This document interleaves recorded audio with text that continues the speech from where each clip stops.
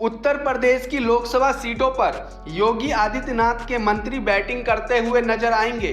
लोकसभा चुनाव की सियासी पिच पर बीजेपी पुराने चेहरों की जगह पर नए चेहरों का दांव लगाएगी। ऐसे में कई हाई प्रोफाइल सीटों पर मौजूदा सांसदों का टिकट कटेगा। हैरानी वाली बात यह है कि बीजेपी ऐसा पहली बार नहीं कर रही, क्योंकि अभी मध्य प्रदेश के विधानसभा चुनाव में केंद्रीय मंत्रियों के साथ लोकसभा सांसदों को मैदान में उतारा गया।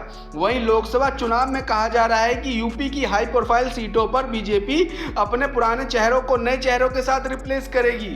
कहा तो यह भी जा रहा है कि अयोध्या यानी फैजाबाद लोकसभा सीट से लल्लू सिंह सांसद की जगह दूसरे को मौका दिया जाएगा।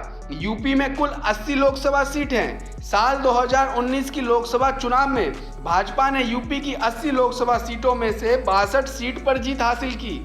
वहीं 3 सीटों पर हुए उपचुनाव में 2 पर जीत हासिल की। एक सीट रामपुर और दूसरी आजमगढ़ रही। बीजेपी को यह पता है कि अगर लोकसभा में बढ़त बनानी है तो यूपी की 80 सीटों पर जीत हासिल करनी होगी। इसलिए बीजेपी ने मिशन 2024 शुरू कर दिया है।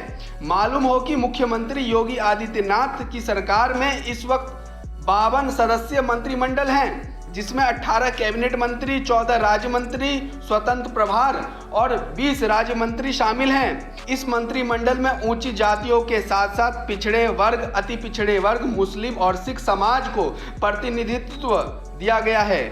अच्छी परफॉर्मेंस तो नहीं कटेगा टिकट।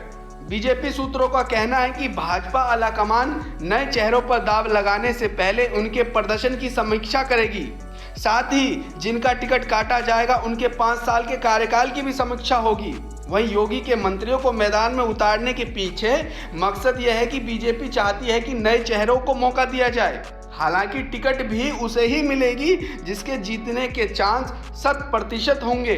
बताते चले कि यूपी की हाई प्रोफाइल सीट लखनऊ से राजनाथ सिंह, गाजियाबाद से जनरल वीके सिंह, अमेठी से स्मृति ईरानी और वाराणसी से पीएम नरेंद्र मोदी जीतते आए हैं और मौजूदा समय में सांसद भी हैं।